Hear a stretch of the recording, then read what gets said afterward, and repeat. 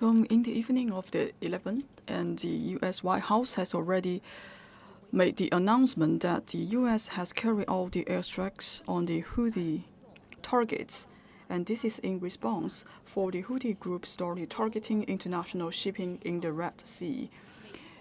And also we could see the statement by Secretary of the U.S. Department, and also you are seeing that these strikes are actually targeting the military targets in Houthi.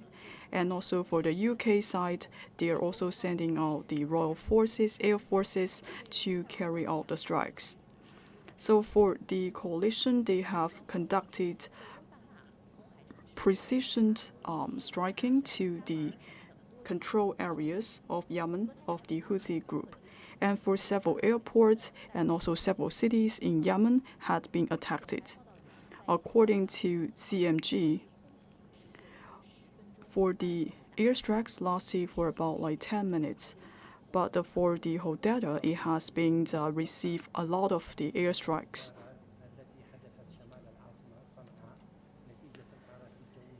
And according to the CMG reporter, you could see for the airstrikes, it carried out in the midnight.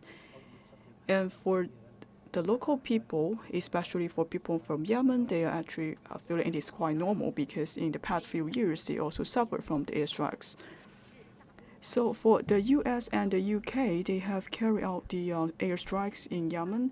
And also, according to the spokesperson from Yemen, they're saying that they will not leave without a response. And according to the Houthi military groups, they're saying that they have conducted appropriate aggression and attacking on the Red Sea. So there's no justification for the coalition to conduct the airstrikes there. Dear viewers, good afternoon. Welcome to our special coverage. And today we will talk about the recent attack airstrikes conducted from the US and the UK to Yemen. So first we will review the timeline.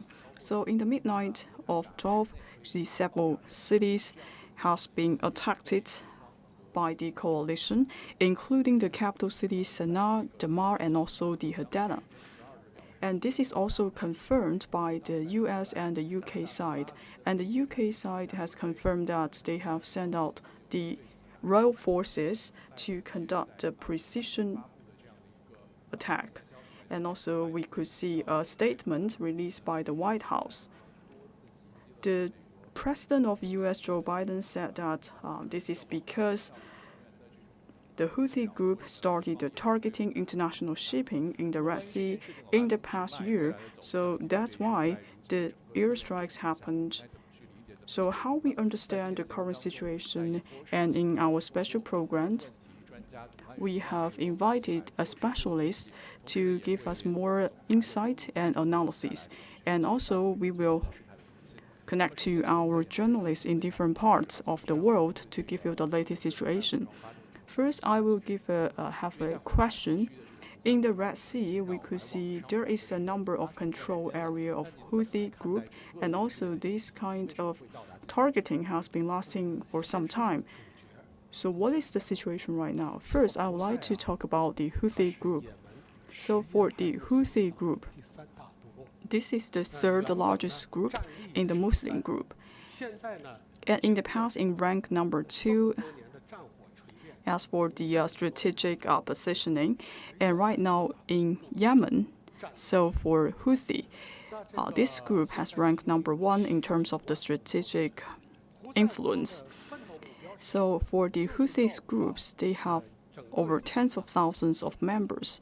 So their target is to unify Yemen. So right now they are controlling the northern part of Yemen after they complete the reunification and the unity of Yemen, and later, and they will establish another religions group in Yemen and also establish an Islamic state. And this is the ultimate goal for the Houthis. So start from 2014, for the Houthis group, they have seized the capital city of Yemen, that is the Sana'a, and also the incumbent president has been driven to the southern part of Yemen. That said, for that time, the former president has escaped from the Houthi group to Yadin in the Yemen city. And in the Houthi group, they also seized the president's residence, and also they have traveled to different places and try their best to do the intervention for the governance of the state.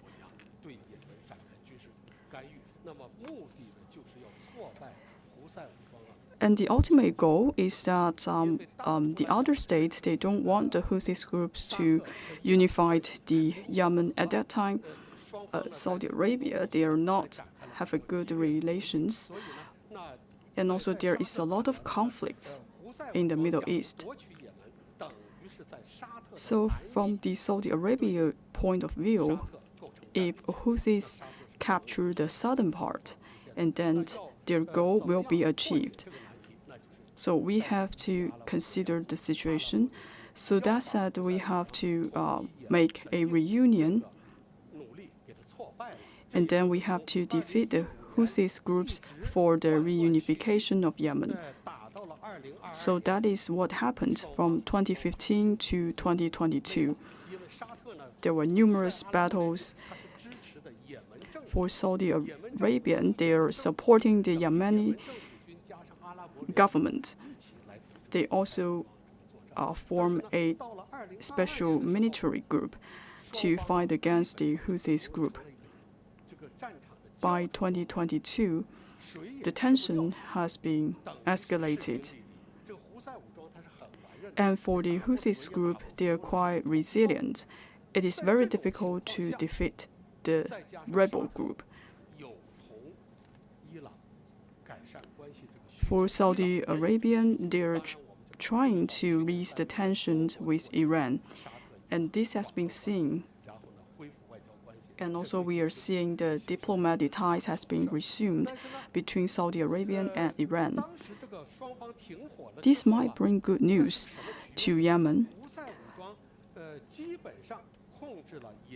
Even though there is a ceasefire between the Saudi Arabia and Iran, but still we are seeing the battles still going on in the southern part, and the northern part of Yemen has been stable and was governed by the Houthi group. So when Houthi group found the relation of the Saudi Arabia and Iran has been eased, and this is not a good news for the Houthi group because there is a precondition. Because Iran has been requested to stop its support to the Houthi group. But right now we could see the Houthi group, it is a armed groups. They have received a lot of the armed forces from Iran. But however, since the relations between the Saudi Arabia and Iran has been improved, and Iran stopped providing the supplies and the armed forces and the supplies to the Houthi group. And right now you could see, even though we have seen the Houthi group started targeting international shipping in the Red Sea, but now we don't see there's so much impact from Iran to the Houthi group. So I want to understand the China's position on this state. So for the Houthi groups, it has gone through like 3 stages for its targeting and the striking in the Red Sea. So after the outbreak of the conflict between the Palestinian and the Israeli, and the Houthi group has issued a statement asked for the Israeli to stop its attack to the Palestine and also the Gaza Strait. The Houthi group has been firmly supported the Palestinian side, and it is their determination to reunify the Yemen, and especially for the southern part of Yemen. Because in the future, if for one day the Houthi group is able to reunify the Yemen, and then it has to receive a lot of support from the Arabian countries. So the Arabian countries have been firmly supported the Palestinian. So on the very first step for the Houthi group, they have to support Hamas, and also they have made strong condemnation on the Israeli side. And also they're saying that if they're not stop their attack, and then they will launch attack to the Israeli side. Especially, they have started the drone targeting in the Red Sea. At the beginning, some of their drones were captured by the Saudi Arabian, and later the US side and the UK side also sent forces to the Red Sea. But for some of their aircraft, they don't have a good trajectory and also the forces to attack the Israeli. At that time, they are still seeing that the Israel is still attacking Palestine. And they have to figure out a way to protect the Palestinians. As I said, for the Houthi group, they have made a lot of efforts to protect the port of Palestinians, but it doesn't work. And later, they have to targeting the waterway. And so for all the ships, they are traveling alongside the Red Sea. If all of these ships, they have some like Israeli background, so for the Houthi group, they will target all of these shippings and vessels with any kind of Israeli elements.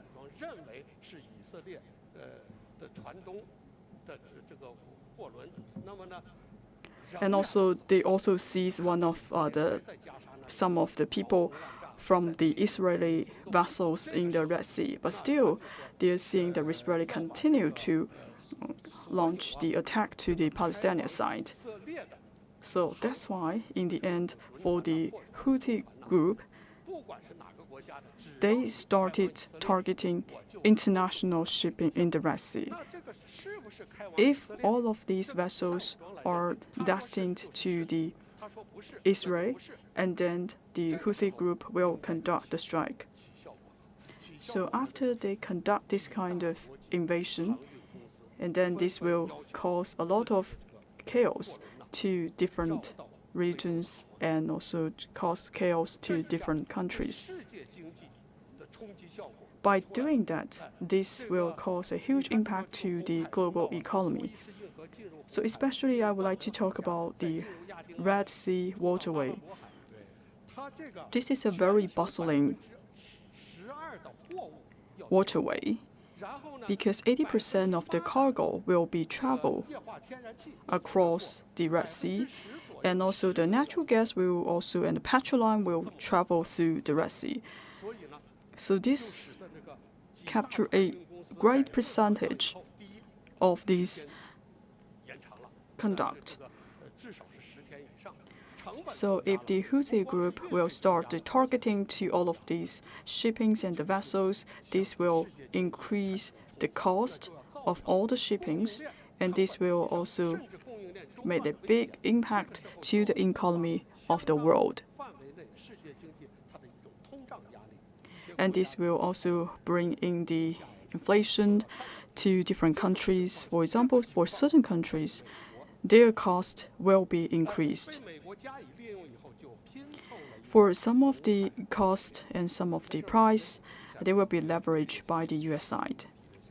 I will just talk about the inflation. You are saying that because for some of the routes and some of the navigation ships, they have been forced to make a detour in the Red Sea.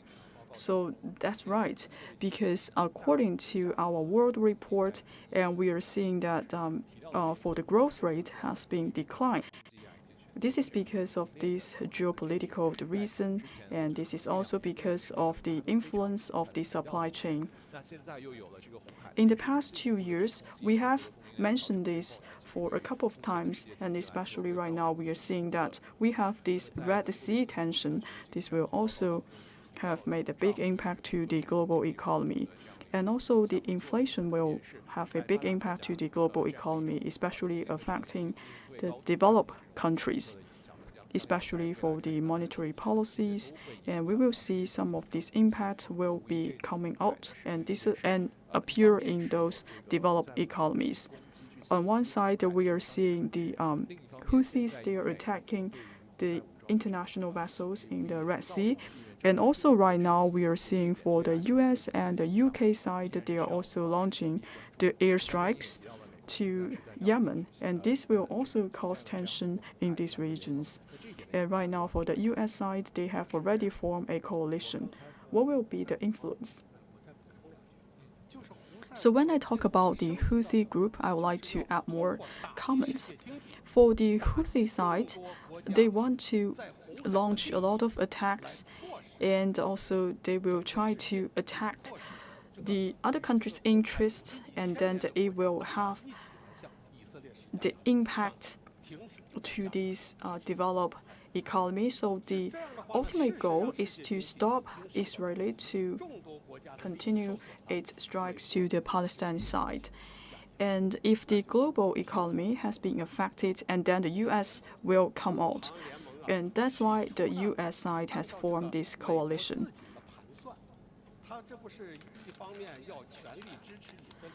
So for the US side, in order to support its own military targets, in one side, they have to consider the influence of the Palestinian-Israeli conflict, and also they have to prevent other conflicts in different regions.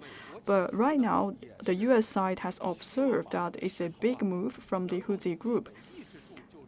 Right at the beginning, they just tried to suppress the Houthi group.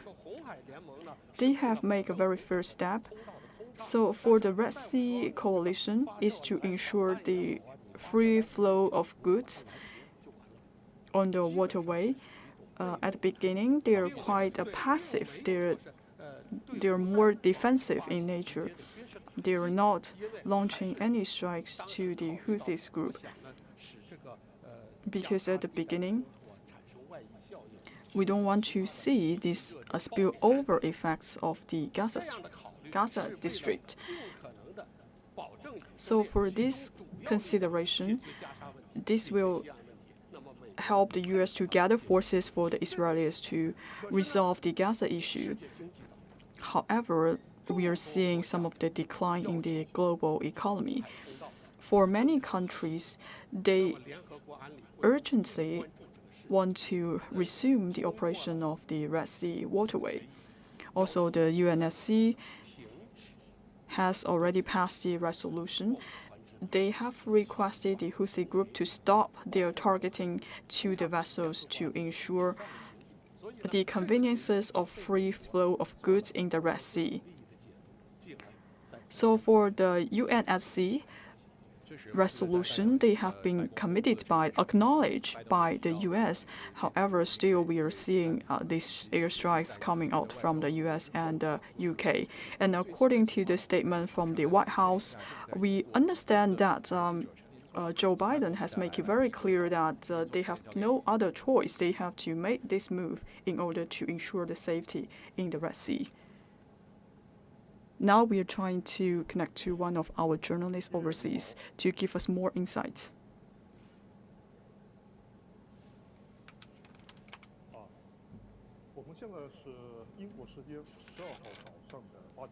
So now it's 8 a.m. in the morning in UK.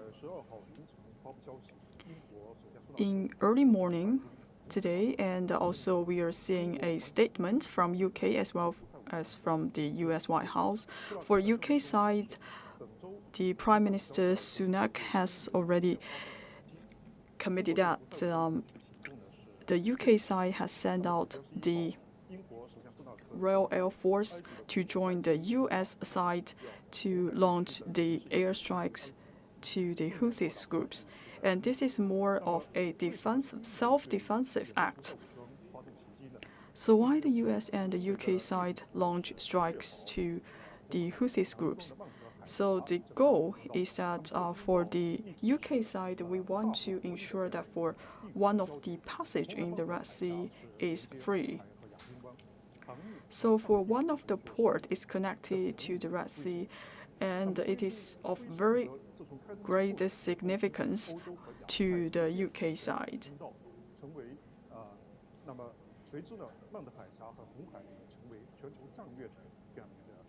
And also we have the Suez Canal. It has played a key role in bringing goods in the Euro side. And if we can pass that canal safely, and this will be shorten the transportation cost and also to shorten the travel time for the European countries. So for the Red Sea and also the canals, all of these are very important for the European countries and the US. So I think it is quite reasonable for the US and the UK side to launch the airstrikes to stop what the Houthi group has been done. Thank you for the coverage, and we will continue our analysis of the airstrikes. So our journalist has just gave us some insight from the UK side. So after these airstrikes happened, and we have received a lot of comments, and we are seeing a lot of the positionings from different nations. And for the China, we also release our statement and the positioning. And for the spokesperson of MOFA, we are quite concerned about the current situation. We hope both sides could act in a restrained manner. For the Red Sea, it is a very important waterway, and also we hope each side can make their utmost efforts to ensure the safety and also the free flow of goods in the Red Sea. And I think for the China side, we always stay consistent. And for our ambassador Zhang Jing, he has already made an important note. And for the current tensions in the Houthi group is very important for us, and especially at this moment, we have to make the ceasefire happen in the Gaza area. And from the positioning, we are seeing that for China, we think it is very important to ensure the free flow and the transportation in the Red Sea. And indeed, because the Red Sea is very important, especially for the economic stability in different countries. On one side, we could see the Red Sea is actually concerns with the overall interest of people around the world. So today we are seeing the statement and also the positioning from China, from the Ministry of Foreign Affairs. And we do hope that for the canal, for the Red Sea waterway, it's a safe one, and it could bring benefits to the economy of the world and also to secure the security in different parts of the world. And for China, we are also make a lot of efforts to ensure the conveniences of the Red Sea. So for Red Sea, right now we do see a crisis, but still we should go back to the issues relating to Gaza and Palestine. And for our ambassador, we said that right now we need to have a permanent ceasefire in Gaza. We have to deliver all of these humanitarian supplies and support to people living in Gaza. And at the same time, we need to try our best to conduct the consultation and also some of the diplomatic endeavor to resolve the Palestinian and Israeli conflict. So that said, we need to build a independent Palestinian state. So we have to consider all of these political background and issues to make sure that the Palestinian side can coexist with the Israeli side. And this is the common aspiration for the people around the world. And right now, what happens in Gaza is actually work against this situation. If we are not able to resolve the issues in Gaza, and the Houthi group will continue to find the reasons to start their strikes and conduct the military targeting in the Red Sea. So we need to find the root causes. I'm also aware that the statements from the Ministry of Foreign Affairs, we appeal that for different sides, they have to be acted in a restrained manner so that we don't want to have a blockage in the Red Sea Canal. So even though we could act in a restrained manner, but still we need to find out an appropriate solution. On one hand, we have to find out a way to resolve the Palestinian and Israeli issue. And the second, we need to open a consultation or a dialogue between the Houthi group to the other side. So by doing that, it could de-escalate the tension in the Red Sea. So for the White House statement, you just mentioned that for the Houthis group, we are seeing that the tension has been escalated, and also this tension has been taken advantage by the U.S. Can you give us more insights about the U.S. side? So first, I would like to review what happened in the past few days. So first, we will look at the governance of the U.S. side in the past few years, especially in the Middle East side, from the Trump administration and also the Biden administration. They put their interest above everything in the Middle East.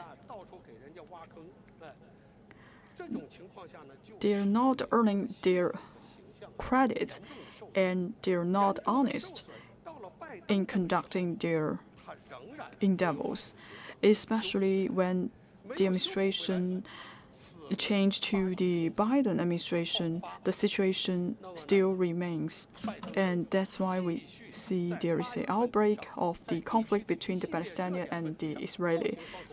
Especially for the Biden administration, they are conducting the double standards, and also they are supporting Israeli, and also they disregard the interest of the Palestinian side, and this will also cause anger for the Arabic countries. So when the U.S. side, when they're dealing the Palestinian and Israeli conflicts, we're still seeing that the U.S. side is not doing their job. And right now we are seeing the Houthi group, they are having some intervention, and also they are having some targeting actions in the Red Sea. I think at this point, the U.S. side find that they may have this opportunity to change their image. Start from 2014, for the UNSC, they have done a lot of discussions about the Yemen issue, and also they passed a lot of resolution regarding the Red Sea. But the question is, for some of the actions they are not putting into place. And also, I would like to mention in 2022, for the UNSC, they has passed the resolution, the 2624. And for the resolution 2624, it has justified that for some of the Houthi groups' behavior, they has been justified as the terrorism. So, and earlier, the UNSC also passed a number of resolutions and requested the Houthi group to stop the targeting in the Red Sea. And for all of these actions has been leveraged by the United States. For the U.S. side, they would like to resume the transportation in the Red Sea, and also they could also be covered in the name of the resolution of the UNSC. And also for the US side, they're in the name of the coalition, and later they carry out the airstrikes to the Houthi groups. By having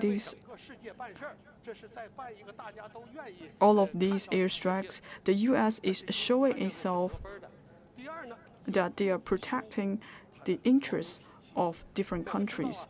And on the other hand, the US side is trying to fix its relations with its allies. So for some of the armed forces, they have already have multiple battles with the Houthis, but still they are not able to defeat Houthis. But if the US airstrikes could able to defeat the Houthis or weaken the impact of the Houthis, and this may also gain some points for itself.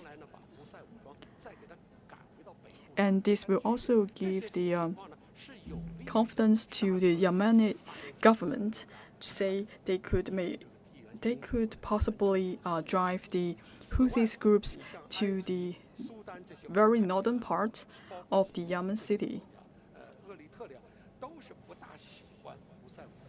And actually, for some of the armed forces, they don't like what the Houthi group has done in the past few years. And this time, if the strength has been weakened by the US side, and the US is able to strengthen its ties with its allies. So this time, we would say that for the US, they have already found out some of the opportunities to fix the relations with other allies. And the US side is able to find out their way to improve their manage. So when you are talking about the US side, and I still remember that for some of the issues has been mentioned for the US government in the past few years. For example, the US side has always saying that they're endeavor to improve their relations with their allies and also to improve the global economy. And they do have their deployment or their strategy to fix the relations with others, and also they're adding on their diplomatic actions.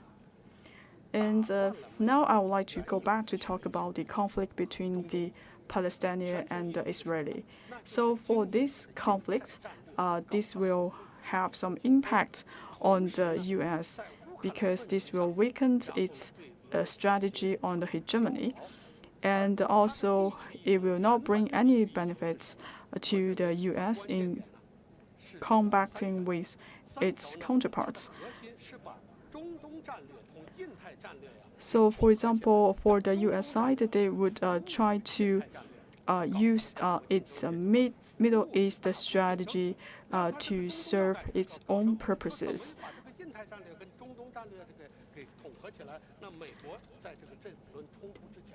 So before the conflict between the Palestinian and the Israeli, the US side has already proposed its strategies to build an economic corridor in the Indo-Pacific region. And by doing this, it could help to improve the economic situation in the Indo-Pacific region, and this is in line with their Middle East strategy as well. So that's why for the US side has always wished that there is a good relations between the Saudi Arabian and the Israeli. So, but this time we are seeing that after the outbreak of the Palestinian and the Israeli conflict, and then the Palestinian, they has become the leader of the Arabic countries. And so for the Palestinian side, it has stopped the normalization of the dialogue with the Israeli side. And also after the US seeing that the Saudi Arabia has fix its relations with Iran, and the U.S. side do not want to see this happen. So, till this round of the Palestinian-Israeli conflict, the U.S. side is still emphasizing that Iran has supported Hamas, and Iran has made a lot of damage and escalate the tension between the Palestinian and Israeli conflict.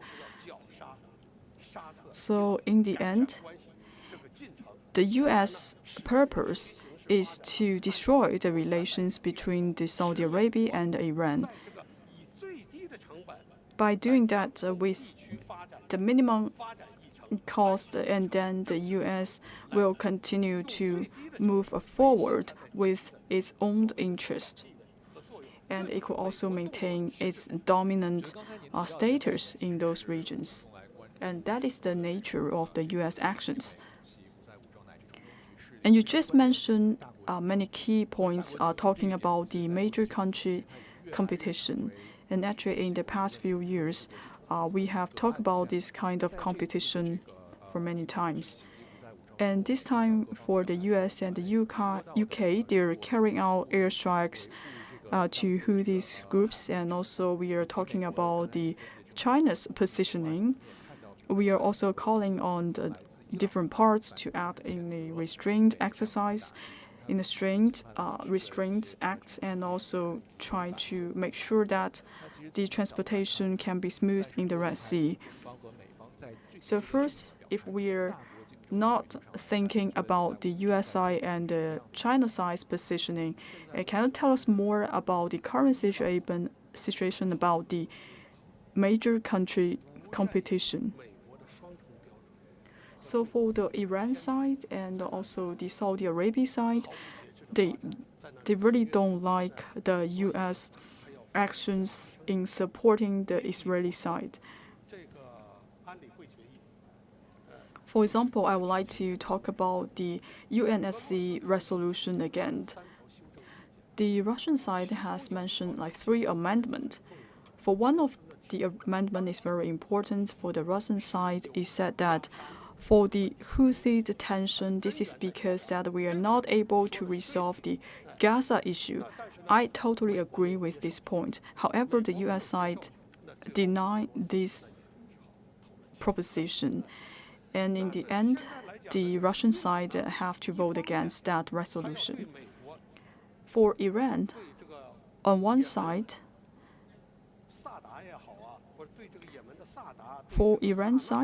to the different cities of Yemen, for example, the Sana'a, Sada, and Hodeidah, on one side, Iran will make a strong condemnation on these airstrikes, because for all of these airstrikes, this will damage the sovereignty and also the territorial integrity in Yemen. However, for the US side, they have their own reasoning to carry out all of these airstrikes.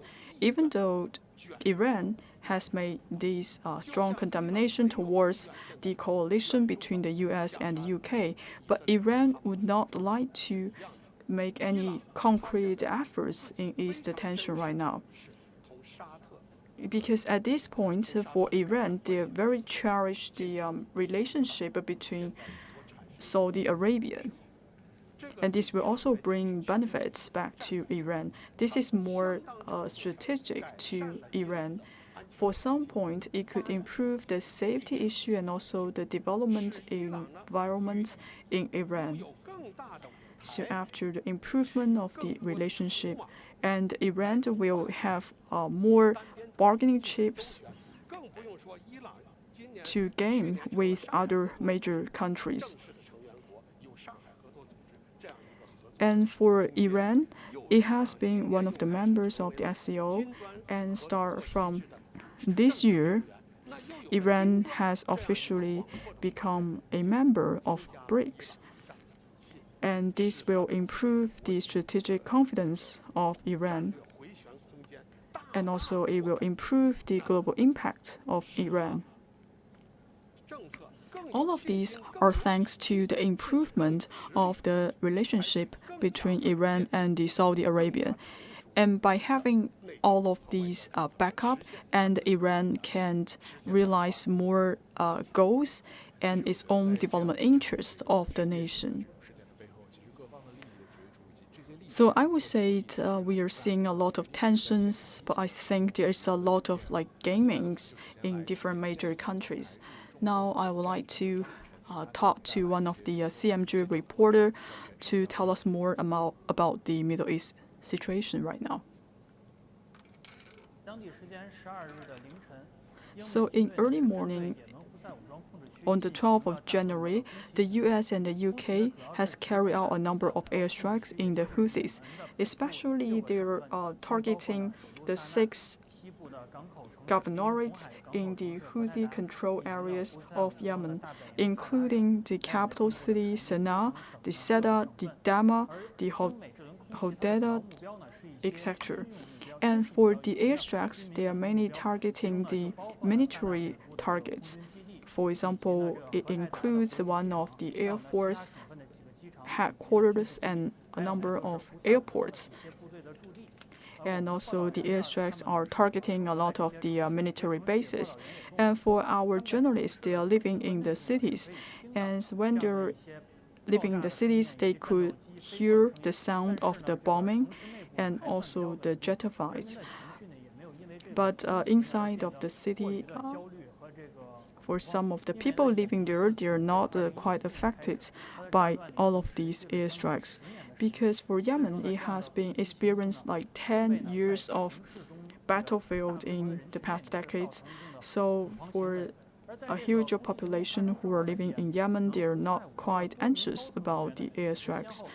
But after the strikes, for some of the spokesperson from the Houthis, they have already made several statements. For Houthi groups, they're saying that for the US and the UK, the reason why they're launching the airstrikes is to prevent them to support the Israeli conflict. And they're saying that for all of these airstrikes are nonsense, they're not justified.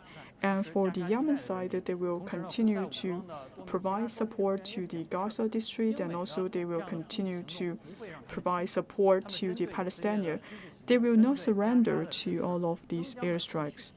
And they will continue to support the Gaza district, and also they will continue to support the Palestinians. And also we are seeing that for China side, we also Middle East side, they have released different statements about the strikes.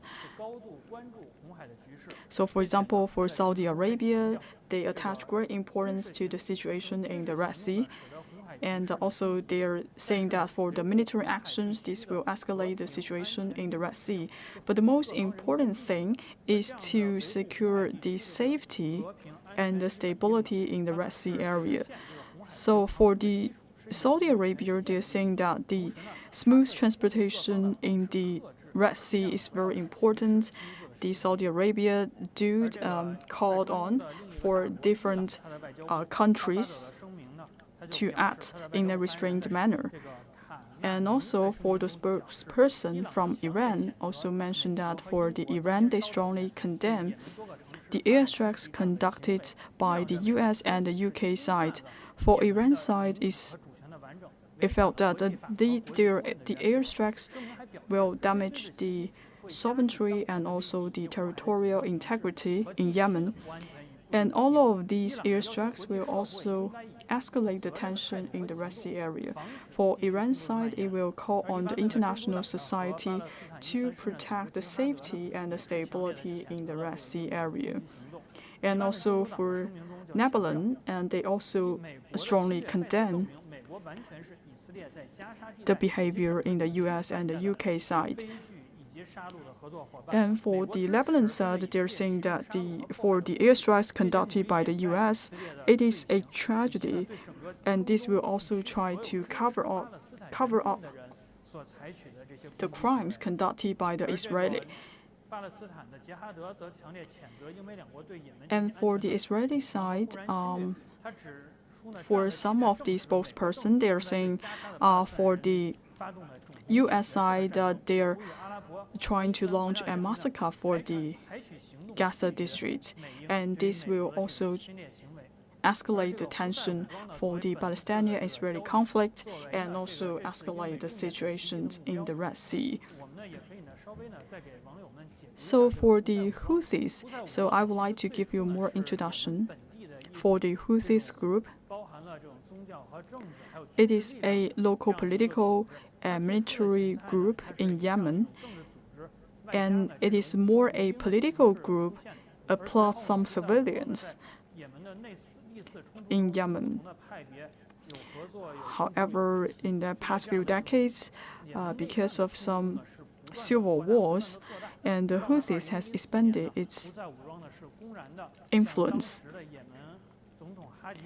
In 2014, for the Houthis group, they launched a military action, and also they seized the control, especially they seized the control of the northern part of Yemen.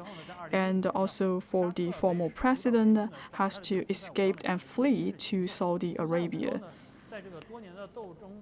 And in the past few years during the battle, for the Houthis group, they have improved their military power.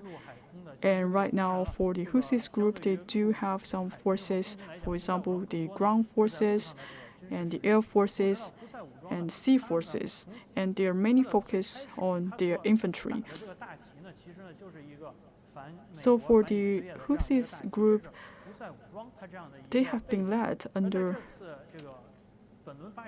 the philosophy of anti-US and also the anti-Israel. Since the outbreak of the Palestinian and Israeli conflict, and for the Houthis group, they have been supported Palestinian, and in order to show the support, they also conduct a number of military strikes to Israeli cities. For example, they have conducted the drone attacks to the Israeli areas. So, for example, in the Red Sea, they are also launching a lot of targeting attacks to the Israeli-related vessels, meaning that if this ship is destined to Israeli or if this vessel is coming from Israeli, and all of these will be considered as the Israeli-related vessels. And then they will conduct a lot of military targeting towards all of these Israeli-related vessels in the Red Sea. So for the US and the UK side, when they are seeing this behavior, they're feeling that this will cause some damages and also cause some obstruction of the transportation in the Red Sea. And that's why they're sending out military forces to interfere with the Houthi group's actions. So last year, for the U.S. side, they have already shoot down 3 Houthi group's vessels. And by then, the Houthi group are saying that they will give a counter-reaction to the U.S. So this year, in January, they are also using the missiles to strike the US and the UK vessels. Even though this will not cause any casualties and some of these missiles has been kept down by the US side, but still it will cause the tension between the US, UK and the Houthi group. And that's why in early today we are seeing that for the US and the UK, they are carrying out airstrikes to the Houthi groups. So in the map, we can see that for the Yemen, it is located in the eastern coast in the Red Sea, and also it has a very strategic location, and the Red Sea has carried very important strategic significance to different parts of the world, and also the trade volume accounted for 15% of the trade of goods, especially for the maritime commerce, especially for the Red Sea it is very important to transport the natural resources.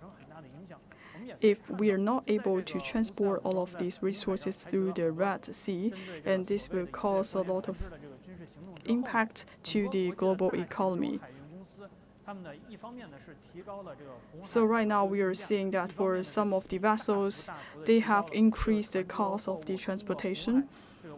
If all of these goods have to pass the Red Sea, no matter where is the destination, as long as all of these vessels have been go through the Red Sea, and then the cost will be increased. When we are seeing the cost has been increased, this will cost a lot for all the countries.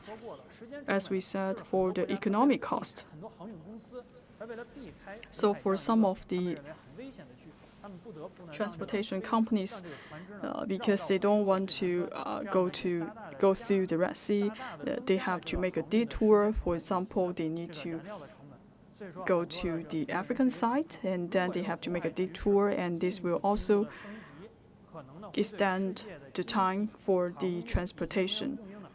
So if the Red Sea and the canal is blocked by this tension, and then this will cause unimaginable damages and the consequences to different parts of the world. So right now for the Red Sea, we are still feeling that tension, and the tension is still escalating. And for the Houthis, and they're saying that they will not surrender by the airstrikes by the US and the UK. So it is predictable in the predictable future that we are seeing that for the tension will continue to escalate. And so for the Houthis group, they're also conducting a lot of military drills. For example, they're showcasing their warships, their missiles, their drones, their military aircrafts, and submarines. They have demonstrating a great number of armed forces and the armed equipments. So they are showing the other that they have this capability to seal the potential southern part of the Red Sea. So if the tension continue to escalate, and this will cause more to different parts of the world, and everyone don't want to see that happen. So for Iran, Lebanon, and they support Houthis group, and also they strongly condemn the US and the UK side in carrying out the airstrikes. And in different parts of the world, they also calling on the involved parties that they have to act in a restrained manner to ensure the stability of the Red Sea, and also to protect the canal to run smoothly. So for the Yemen situation or the Red Sea situation, this is actually a spillover effect of the Palestinian and the Israeli conflicts. And we don't know what will happen in the Red Sea tension, but please stay tuned with us. We will continue to follow closely on the situation. Thank you.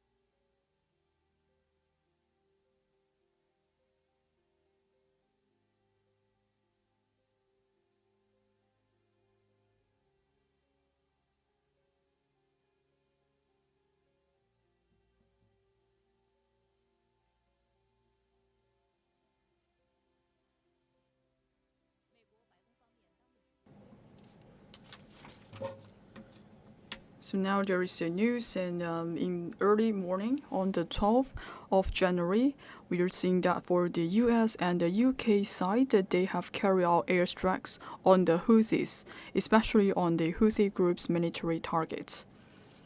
And also you're seeing the statement by the Secretary of the Defense. And the reason they are just like mainly targeting on the military targets. For the UK side, they are also emphasizing that for the UK Royal Forces, they have joined the US side for the airstrikes. They have the jet flight and also to conduct the precision strikes. For the Houthi side, they have confirmed that for several provinces has been suffered by the airstrikes, and also there are several Air Force basements, headquarters, they have been severely damaged by the airstrikes. And for the airstrikes has been lasted for 10 minutes, for Hotel has been received the airstrikes for longer times. Now we are seeing these are some of the report like sending out from the CMG reporters. So for Yemen, it has been experienced this kind of the battles for many years. They have feeling quite normal about all of these airstrikes. So for these US and the UK strikes against the Houthis, and they have to pay heavy price, and this is the positioning from the Houthis. So for the Houthis in the past few years, they're conducting a lot of the targeting Israeli-related shipping in the Red Sea, and their ultimate goal is to stop the attack from the Israeli to the Palestinian. So for some of the vessels, they have to change their route to the African in order to deliver the goods. So welcome back to the CCTV and the CGTN studio, and we will continue to give you the latest situation about the airstrike issued tensions in the Red Sea. And we have just done a lot of analysis about these airstrikes, and now we would like to reach to one of the experts from the Ningxia University to talk about the Houthis military groups, and also talk about the actions taken by the Houthis groups and also the major country gaming and the competition. So my question is, what will be the changes in the Red Sea in the short period of time?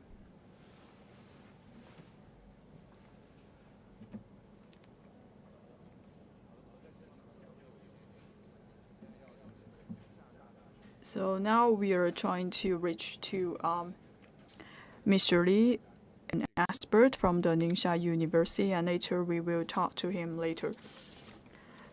So first, we have just talked about the Red Sea, the situations. What will be some of the changes in the short period of time? So this time, we are seeing that for the US and the UK, they have carried out a number of airstrikes to the Houthis groups. I believe that they have carefully planned out for these airstrikes. So the ultimate goal is to deprive of the capability of the Houthis groups in the controlling of the Red Sea. So maybe the airstrikes is just a beginning. Maybe there may be more airstrikes coming out, because we are expecting that the Houthis will have some response to the attack from the US and the UK side. So when I talk about to remove the control of the Houthis group in Red Sea, so first for the US and UK, they will target the radar system for the Houthis group. So for example, they have to destroy the control room of the drones and the military aircrafts of the Houthis group. And also the US and UK side will targeting the servicemen in the port areas. So this is the very first step for the airstrikes. So first, they will target the missiles and also the drones. Maybe that is quite easy for them, but if the US and the UK, they're targeting the Mandar port and the canal, and we have to consider the geological condition of the Red Sea.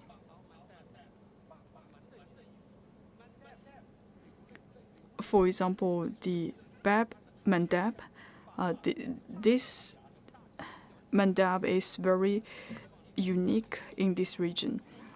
In this region, it has many shoals and also it have more islands. And also people are calling this Bab Mandab also a tearing island because it's very dangerous for this position. There are many vessels that will capsize in this area.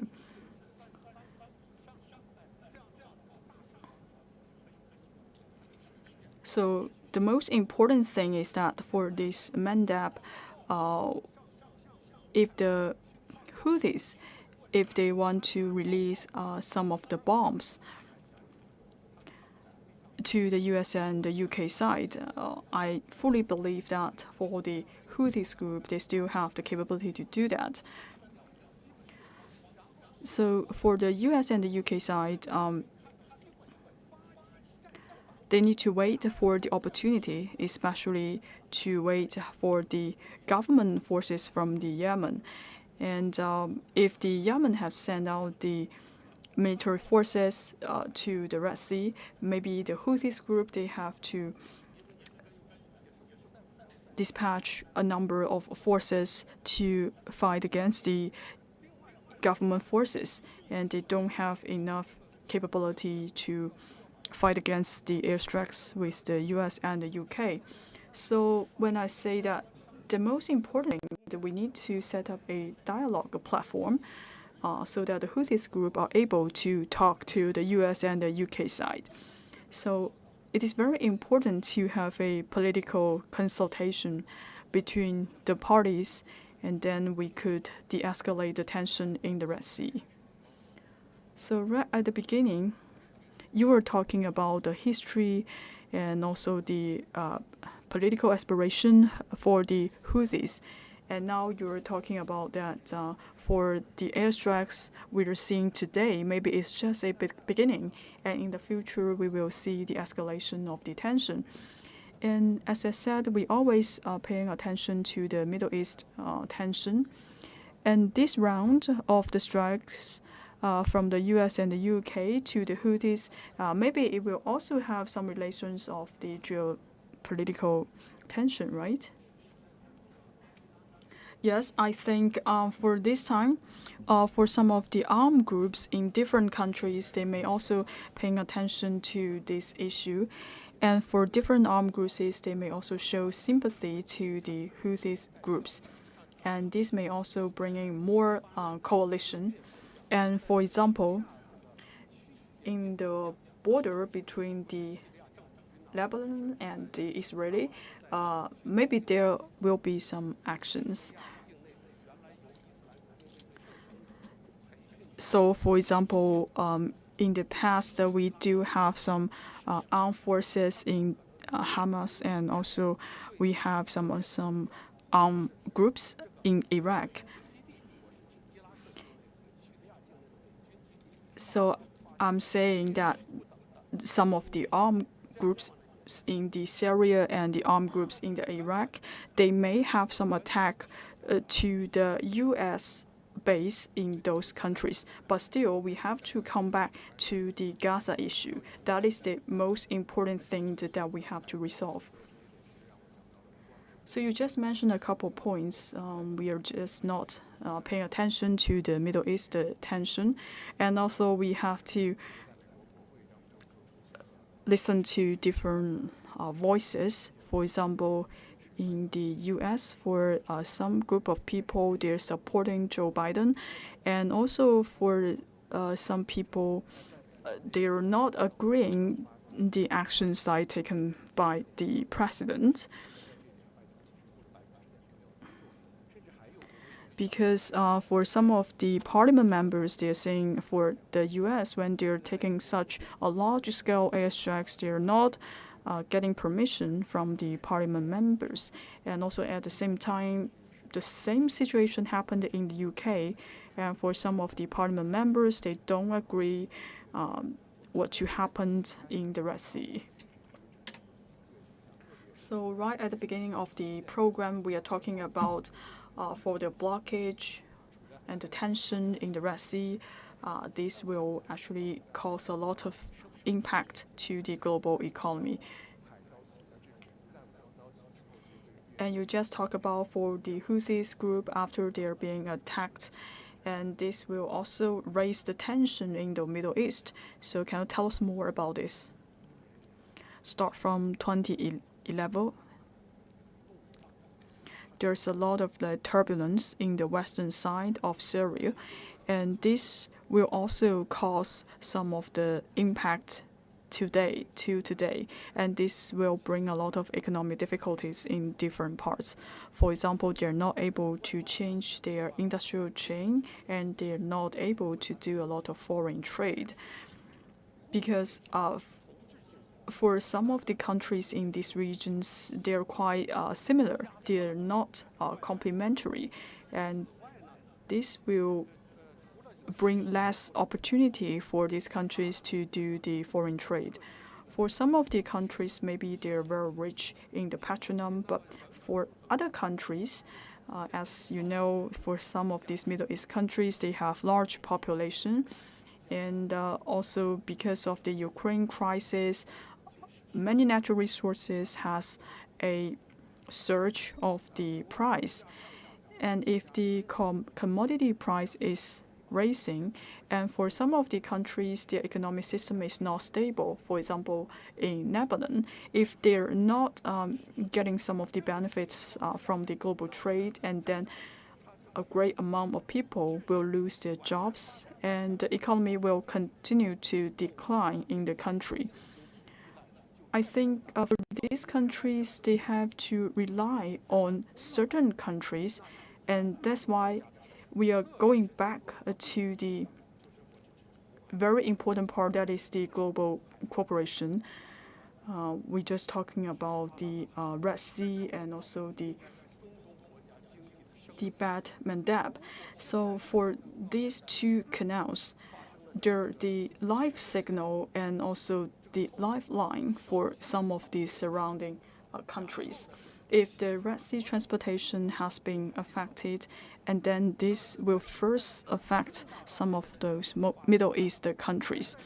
And second, because of the tension, this will cause the inflation to all of these countries. So for the Houthis, even though they are launching the missiles, they are launching the drones, when they're launching all of these missiles, and this will cause anxiety to the vessels. Even though they may miss 1 or 2 times, but in the end, they will shoot down one of the vessels, and this will cause severe consequences. Because right now, people already have this kind of concept of the Red Sea tension. Because right now you could see most of the shipping companies, they're still scared about the situation in the Red Sea. So for most of their vessels, they choose not to go through the Red Sea. Instead, they will travel to the Africans, and then they will go back to the other destinations. So I think for the tensions, this will have a lot of the tensions to the people, and also to the positioning, and also the image of all of these major countries. So right now you could see for the Palestinian and the Israeli conflict, it has already caused the spillover effects to the surrounding areas, and especially to the Middle East regions. So I would like to understand your idea on what will be the trajectory for the Middle East region. I think peace is the top priority, because right now we are seeing the deficit in peace in the Middle East region, because right now we are seeing all kinds of conflicts happening in the Middle East region. And among all of these conflicts, the major issue lies in the Palestinian and the Israeli conflicts. If we are not able to resolve the Palestinian and the Israeli conflicts, and then it will cause a rippling effect. So that is what we are seeing today. If there's no Palestinian-Israeli conflict, and then we will not see the Houthis group doing all of these targeting in the Red Sea. And we will not see these armed groups there fighting against the U.S. side. That is because the U.S. side has always supporting the Israeli side. Because the Israeli side refused to cease fire in the Palestinian region, which caused the escalation of the conflict, also bringing in more rippling effects in the world.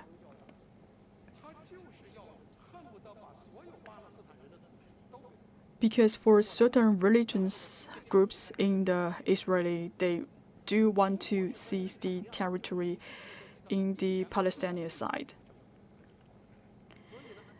And there's a lot of conflicts inside of Israeli as well.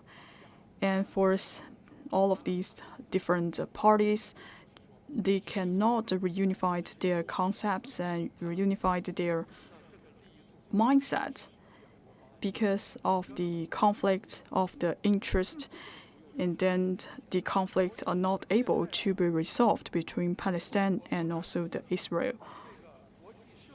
So right now, as far as I know, for the international society, we think we need to impose some pressure to Israeli side, and we need to see some optimistic changes in the political situation in Israel.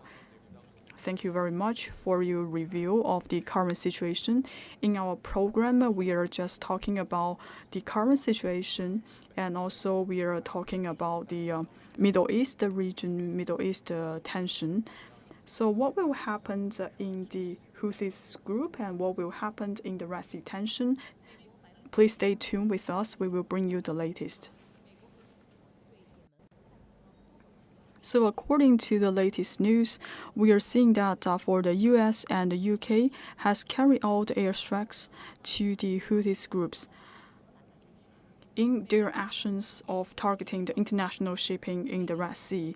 And for their actions have been supported by Australia, Bahrain, Canada, and the Netherlands, etc.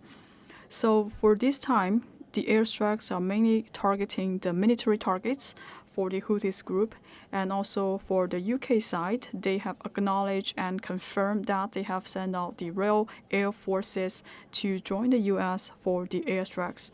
And for the Yemen side and the Houthi side, they have confirmed that for several cities have suffered damages, especially for some of the Air Force headquarters and also some of the airports. And for the airstrikes has lasted for about 10 minutes. However, the airstrikes last longer in the city of the Hodeidah. So according to our reporter, we could see there were many times of explosion, and also they could hear the bombing of the airstrikes. However, for people who have suffered for a long time in Yemen, they're getting used to this situation. And for the Houthis group, they have expressed their positioning. They're saying that this kind of airstrikes is a terrorist attack and they will not leave without a response. For the Houthis group, they are started targeting the Israeli-related shipping in the Red Sea. The ultimate goal is to stop the Israelis' attack to the Gaza area. And because of this reason, and then for some of the vessels companies, they have to stop transporting their goods through the Red Sea. Welcome back, dear friends. And today we will continue to talk about the Red Sea tension and also the airstrikes towards the Houthis group. So now I would like to reach to one of the experts from the Ningxia University to give us more insights about the airstrikes. So just now we are talking about the major country competition and the major country gaming. So I would like to invite you to tell us more about the future development about the Middle East.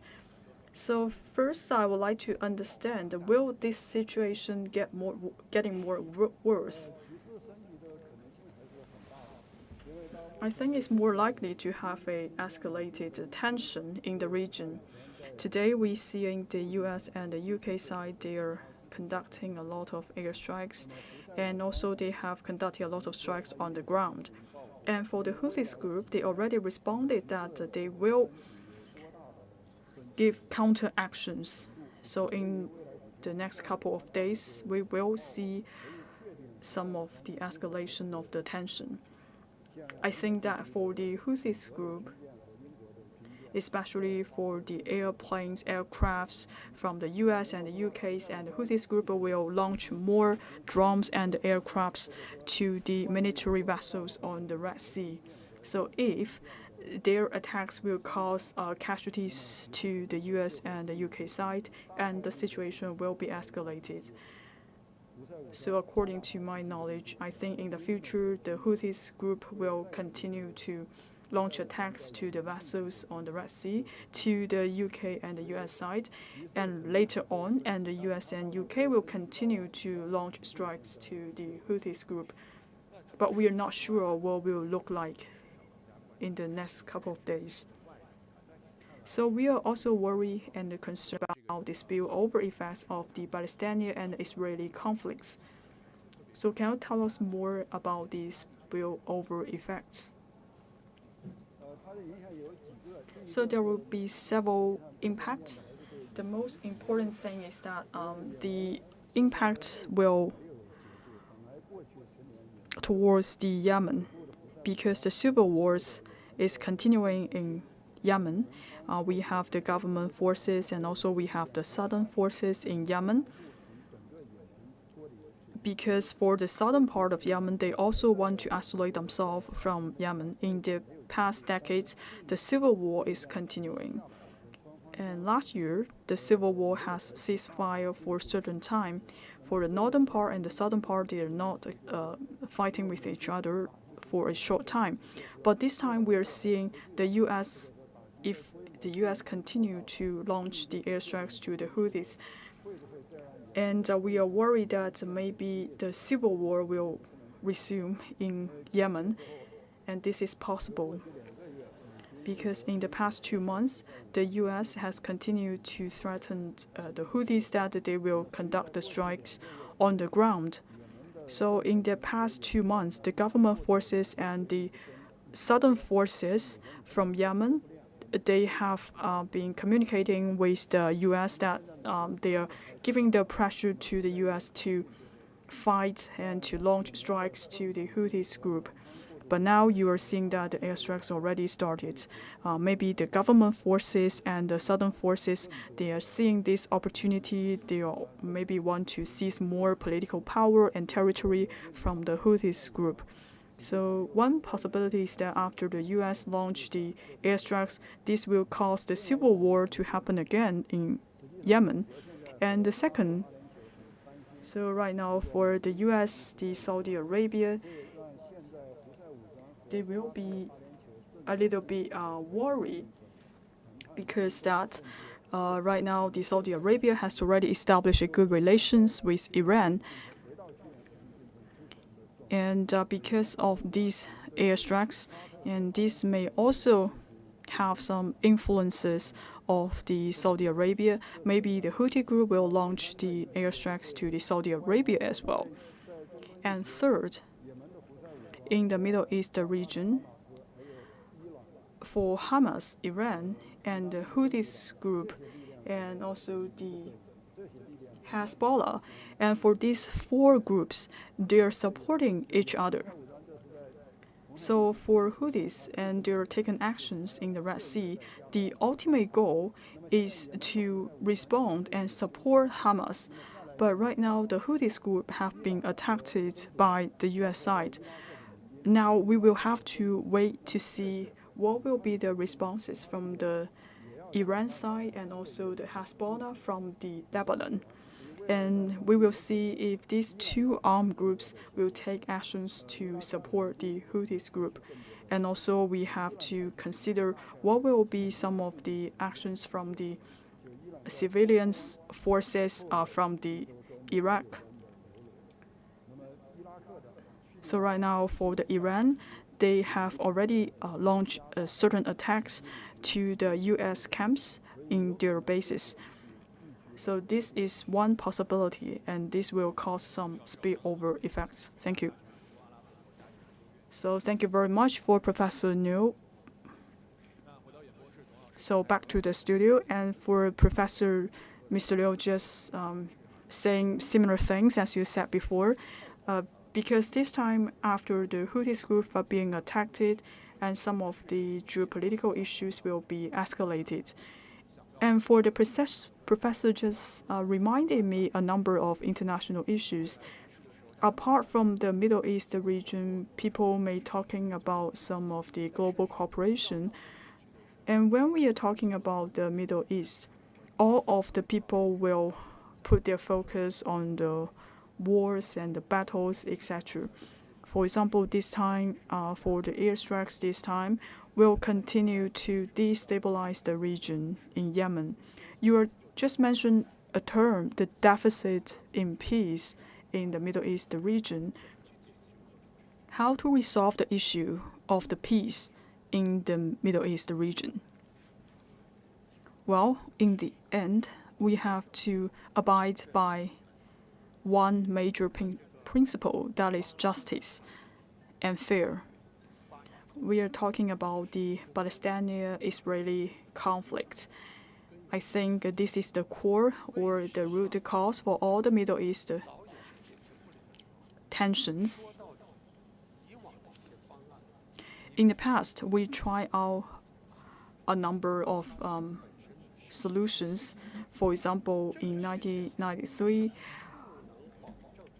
we are trying to launch the Oslo Agreement. However, I think there may be some disadvantages or loopholes in the agreement because that agreement cannot ensure the interest of the Palestinian people. If the agreement is not a fair one, and then that we are not able to achieve peace or sustain peace in the region, and that is not sustainable. So that's why we are still seeing a lot of violence and a lot of battles in the Palestinian and Israeli region. So in order to obtain peace, we have to abide by some of the general principle of the international law and the UN Security Council. So for example, we have to include some of the agreements and the proposition from other countries, for example, the positioning and proposition from the Saudi Arabian or even China. By listening to all of these justified opinions and proposals, then we are able to sustain peace in those regions. But we are saying right now we are not able to achieve justice because right now we are still seeing the strong is bullying the weak, and we are not able to reverse this trend. And also we are seeing a gap between the strong and the weak.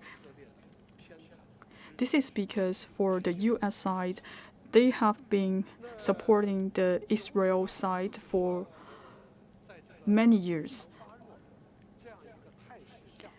Under such context, when the strong nations are bullying the weak, so for the Israel, it will impose a lot of requests to the Palestinian side.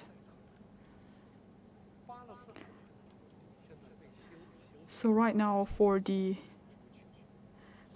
territory of Palestine, it has been divided into 165 pieces. For some lands, they have been seized by Jews. And for some of the Jewish, they also conduct violence to the Palestinian people. Since the outbreak of the Palestinian-Israeli conflict, we are seeing that for some of the local people, especially for the Palestinian people, they're not able to protect themselves. One small example, for some of the Palestinian people, even though they try to capture some of the fruits in another area, and then they may risk their lives of being shot by Israeli. So from my point of view, it feels like there's no hope for the Palestinian people.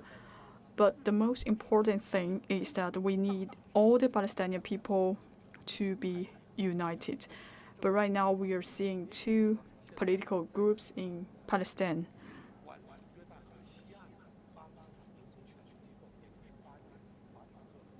For example, for the western side of the Palestine, they advocate a peaceful consultation. On the other hand, in Gaza, the Hamas, they advocate violence or battle to gain their own independence or to defeat Israel. After they defeat Israel, and then they would like to establish a new state. So that is the goal for Hamas. So inside of Palestine, the two parties, they are not unified. And this will also escalate the tensions inside of the nation. In 2006, one of the leaders from Hamas has been elected, but the sovereignty has already lasted for 3 months. In 2007, Hamas seized Gaza by violence. So from 2007 to now, Gaza was dominated by Hamas. So Hamas' ultimate goal is to defeat Israel. And they're trying their best to build up their strength to fight against Israel. So for the Arabic countries, they may have some battles with Israel. So for these Arabic countries, the war only lasted for 6 days. Israel is the winner. But this time, you could see for Hamas, they fought fiercely with Israel. So we may wonder why Hamas can't have such a solid foundation in Gaza district. There must be a reason. This is because for Israel, they have taken advantage. They have receiving support from the United States. By having all of this power, they are trying to conquer Palestine. So from Hamas side, both Israel and the United States are their enemy because US side is supporting Israel. Then all of these two countries, they're enemies of Hamas. So from all of these background, we could see the major tomb and the major objective of Hamas. Even though right now they're in a weaker position, but still they're quite resilient. They'll continue to fight against Israel. For Israeli side, they're saying that in order to eliminate Hamas, they would like to work against the world. So, for example, for the Israeli side, they may kill the leader of Hamas and try to eliminate the forces of Hamas in Gaza. So this is one point. So this is what we call a physical action. But however, for the spirit of Hamas cannot be eliminated because we see such a solid foundation in Gaza. For Palestinian people, they are continue to fight against the U.S. support to the Israel, and also they will continue to fight with the Israel. So how to resolve the current conflict? I think that we need an opportunity and also we need an environment to open up a consultation channel between the two states. And also we have to consider the political environment for the two nations. I hope by then the local people will continue to support their nation. I think the most important thing is we need to have a just and fair resolution in order to resolve the Palestinian-Israeli conflict. So right now we are seeing that for the Israelis continue to conduct attacks to the Gaza area. And right now they are causing a lot of humanitarian crisis in Gaza. We have over 2 million remains buried on the ground. And people are not able to live a normal life in the Gaza area. If Israel continue to launch their attacks, and then it will become a catastrophic effect.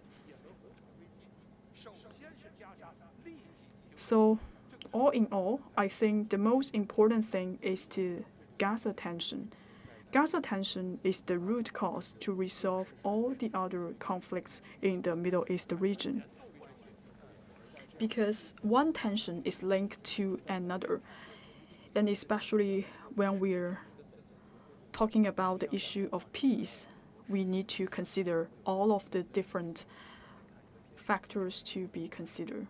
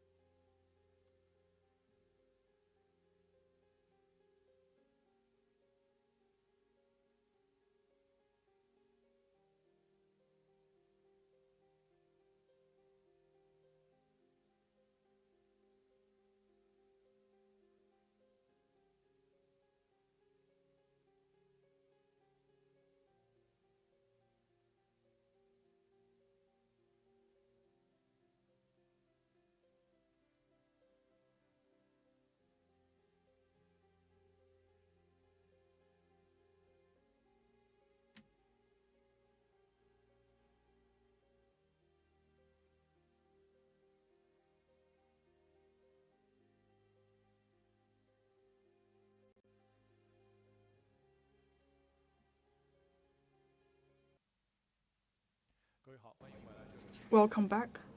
This is the CCTV CGTN studio, and today we will bring you the latest situation about the latest issue from the US-UK strikes against the Houthis. And today we have an expert, Mr. Dong, to give us more insights about the airstrikes. And today we will try to link to another expert. And as we just talked about for the Houthis issue, then we will continue to see the tension be escalated. And now we are able to have an expert waiting for us online. Welcome to our program. So this is Mr. Wang Jing from the Xibei University, and Mr. Dong just gave us some insights about the situation of the Middle East region. And because of the airstrike, maybe later we will see escalation of the tension in the Red Sea. Can you tell us more about your insights? What will be the escalation of the tension? Well, there may be some aspects. First, we have to wait to see whether Houthis group or the US side will take further actions. So right now, according to some of the statement from the Houthis group, for the airstrikes on the Red Sea, for example, for the US have launched strikes to the drones, the aircrafts, and the Houthis group will take counter actions, and this will continue to escalate the tension, because we know that the Houthis group, they are capable to take further actions against the US side. Especially after 2014 and 2015, the Houthis group, when we're seeing the conflicts between the Houthis groups and the Saudi Arabic, and we are knowing that for the Houthis group, they are quite expertised in the military aircrafts and also the drones. All of these drones, they're able to cross over the border and carry out strikes. So if in the future the Houthis will take counter actions, and for sure the tension will be escalated, and this is one possibility. And also, as for the escalation for the tension, as Professor Dong just mentioned, this will cause more civil wars inside of Yemen, because right now the civil war is still continuing. In 2022, with the support of the United Nations, the government force and the southern force have reached agreement with the Houthis group. Now we don't see any military actions inside of Yemen, but still we are seeing that for the two parties, they still have some tension. With this tension in the Red Sea, maybe we will see the civil war will continue in Yemen. And third, I would say for the spillover effects will cover the whole region. For the Houthis group, what they're doing right now is actually supporting the Gaza Strait. They are trying to support the Palestine to fight against the Israel. So what they are doing right now, maybe they will give more support to the armed groups, for example, the militias in Iraq, and also the Hezbollah in Lebanon. And for all of these anti-America, anti-US armed groups, they may carry out some of the strikes, launch some of the strikes to the US base in their countries. And this is also one possibility. And also they may try to create more chaos in the Middle East region with the escalation of the tension, especially for the escalation tension between the US side and the Houthis. For example, for some countries, they may have to make a response. For example, the Iran and the Saudi Arabia, they may have taken more actions in response to the tension right now. So, for example, if there's a disconnect of the communication and this may see we have more like countries getting engaged in this tension. And this is the major crisis. I think the most important thing is for the international society or for the U.S. side, they don't have any communication with the Houthis group.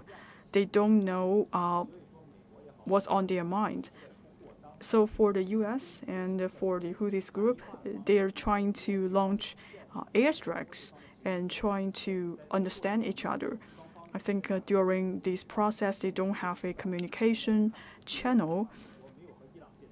And for United States, they don't have a diplomatic tie with Iran, so they're not able to talk to the Houthis group directly.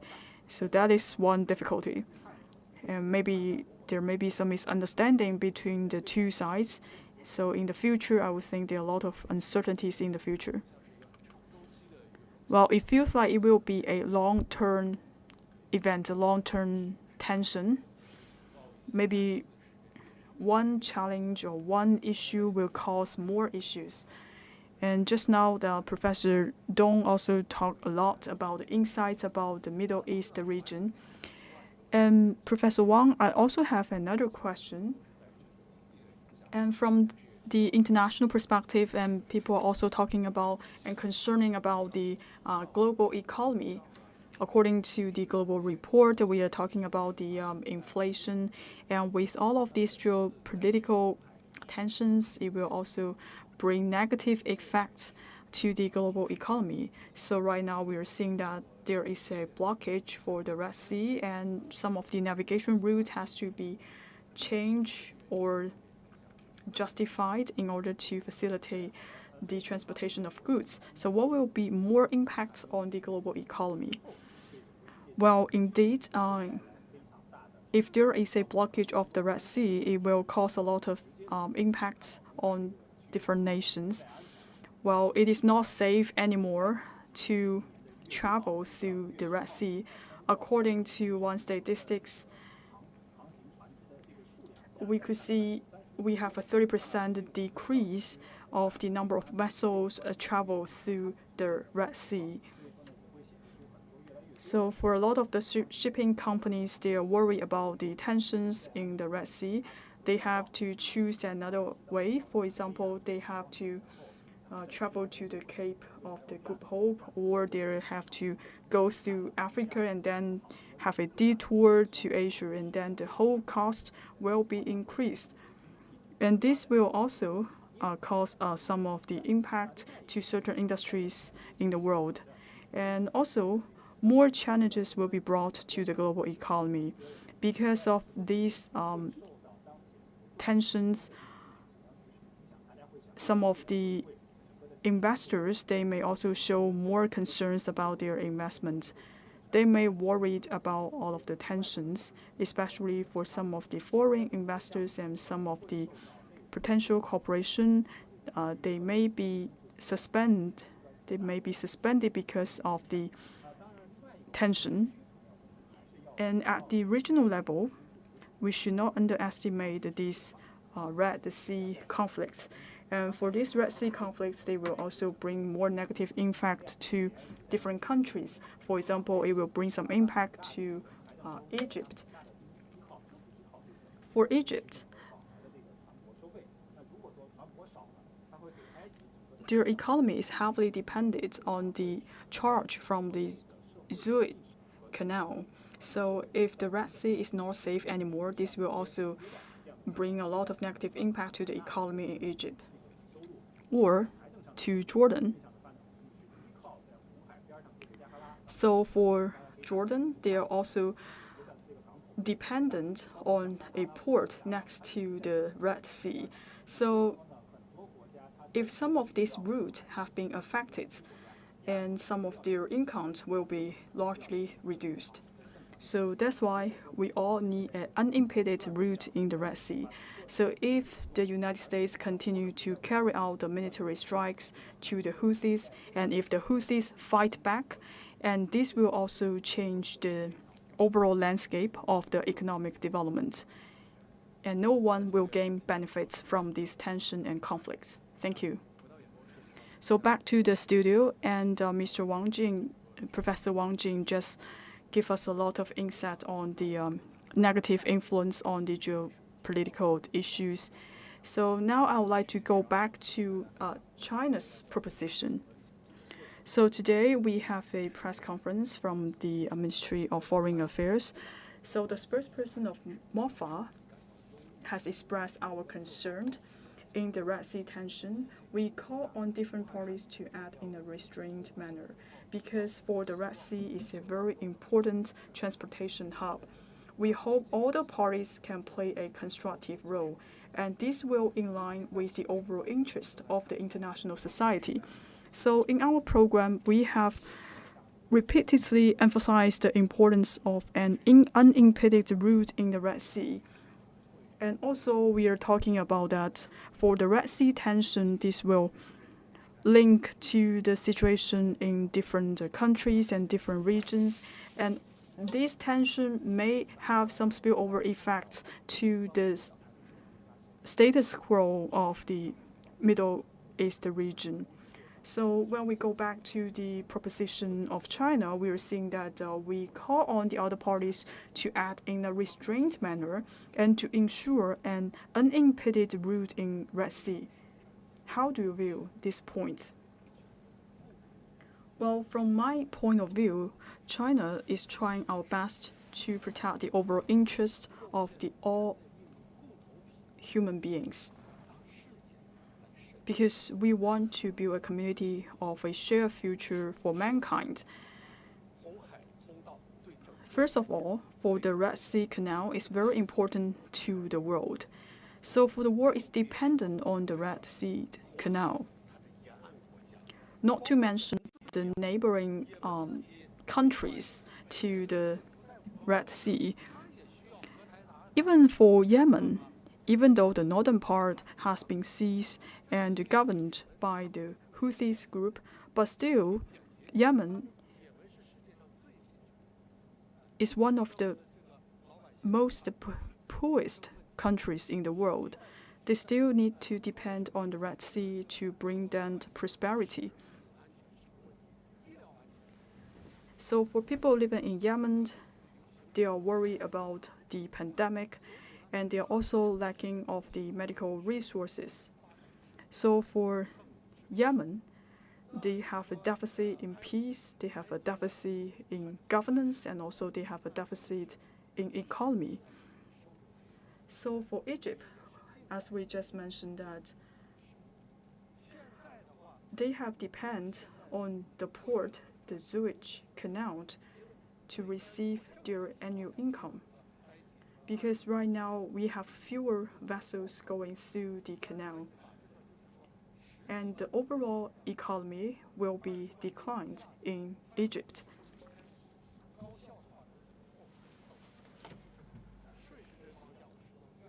In the past, in the peak hours, so for each hour we have at least like 50 the vessels going through the Suez Canal.